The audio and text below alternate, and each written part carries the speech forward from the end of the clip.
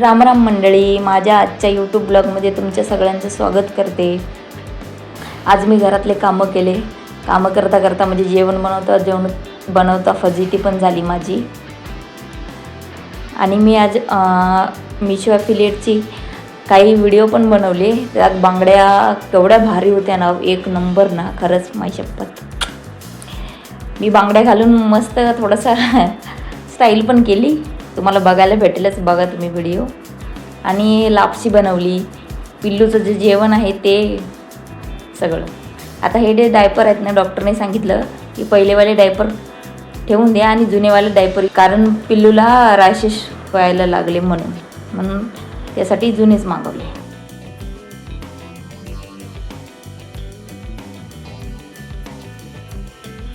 आता आपल्या मराठी भाषेत जर बोलायचं असेल ना तर लापशीच बोलतात त्याला, तर दुसरं काय बोलतात सध्या तरी मला नाही आठवत. थोडेसे ड्रायफ्रूट घेतले. तूप मी नाही खात, दूध मी नाही खात, तुम्हाला लोकांना माहितीच असेल. माझा 36चा आकडा आहे दोघांशी. गूळ थोडासा मला वाटलं हा एवढा तर होऊन जाईल पुरेसा, पण ना तो जास्त झालेला. फर्स्ट टाईम कधी कमी होतो, पण यावेळेस ना जास्त झालेला. पण छान लागलं, एक नंबर लागलं. दलिया, गोड दलिया. आपले गव्हाचे हे असतात ना, कणी असते ना, ती मी थोडी भिजत घातलेली, कारण कुकरला नव्हतं लावायचं. कुकरला लावायची असती तर भिजत घालायची काही गरजच नसती. पातेल्यात बनवलं, एवढंसं करायचे, त्या कुकरला लावायची काय गरज. तर हे काय नाही, पातेल्यात पण म्हणतं, पण थोडा वेळ जरा जास्त असेल.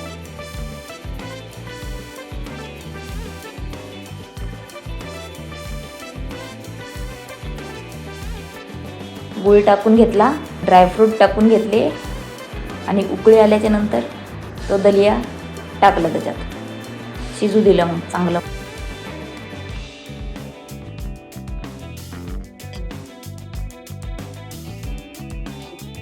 येता का लापशी खायला.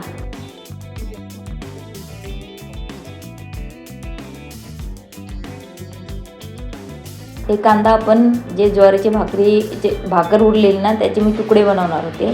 त्यासाठी तुकडे जरा वेगळ्या पद्धतीने, म्हणजे एकदम चुरा करतात ना भाकरीचा तसा, आणि त्याला नंतर फ्राय करतात, म्हणजे फोडणी देतात.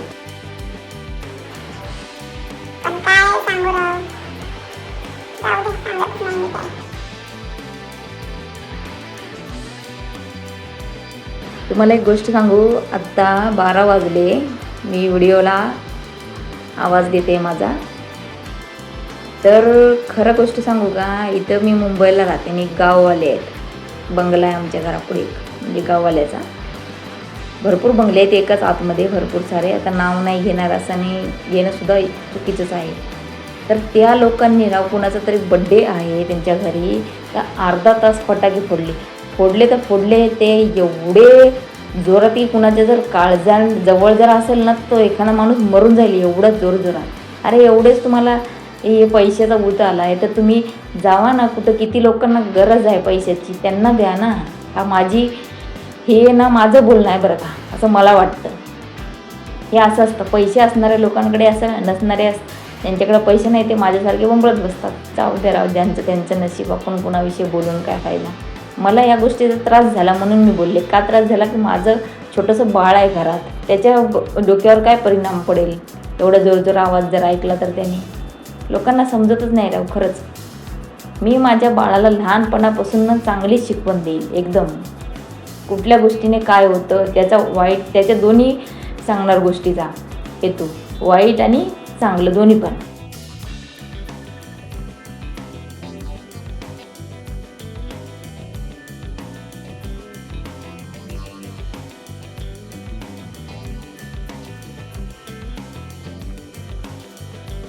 हे बघा, पिल्लूमध्ये झालं. ते साईडला खेळत होतं, तेवढा भाजीचं ते कचरा जमा झाला ना, त्याच्यामध्ये आलं आणि मग इकडं तिकडं करायला लागलं. आणि तुम्हाला एक मजेशीर गोष्ट सांग का, तुम्ही बोलसाल काय बाई काही पण सांगते, पण ऐका राव, मजा आहे. त्याने ना काय केलं माहिती आहे का, शी केलेली आणि त्याच्या बोच्यालाच चिपकलेली होती. मला लय हसायला आलं. मग मी उचललं त्याला आणि बाथरूममध्ये घेऊन गेले आणि धुतले शी. पुन्हा मग त्याच्या फ्रूट फिडरमध्ये ना इलायची केळी असते ना, भूक लागली तर आता ओरडायला लागेल. माझ्या थोड्याशा शेंगा कापून घ्यायच्या होत्या चवळीच्या, म्हणून त्याला त्या फ्रूट फिडरमध्ये थोडासा बनाना टाकून दिला. मग त्याला काय चोखत बसला तो थोडासा शांत.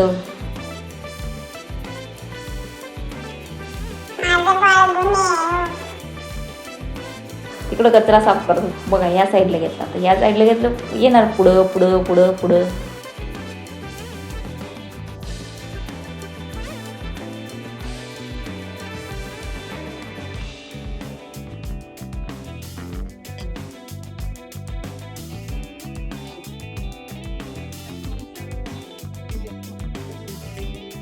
अजून पिल्लूची आंघोळ राहिलेली. म्हणलं हे करून घ्यावं, साप उठला आता खेळतोय तर आपलं तेवढं भाज्या वगैरे नीटनेटक्या करून घ्याव्या पटकन.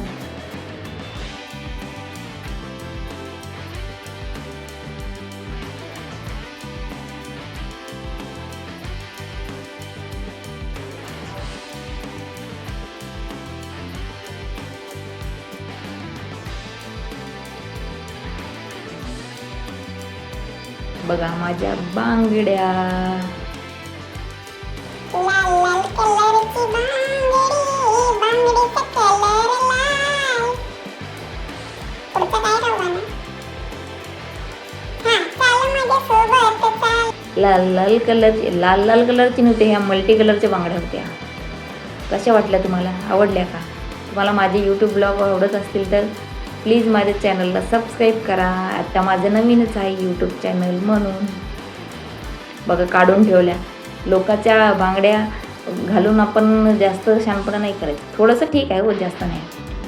आपण त्याची ॲफिलिएटची काय बोलतात ना रील वगैरे बनवली. हे बाय वन गेट वन होत्या बांगड्या 400 रुपयामध्ये एवढ्या, आणि एक नंबर होत्या. क्वालिटी पण भारी होती. हे कपडे, तो एक गाऊन होता आणि हा एक मॅक्सी म्हणजे फुल ड्रेस असा असतो ना तसावाला. हा पावसाळ्यात घालायसाठी एक नंबर आहे. पटकन सुकणार. मला जशी घडी करता आली तशी केली.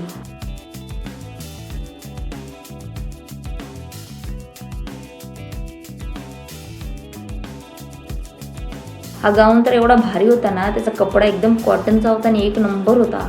खरंच आपण जेन्युइन रेटिंग देणार, असंच नाही की फेकाफेकी.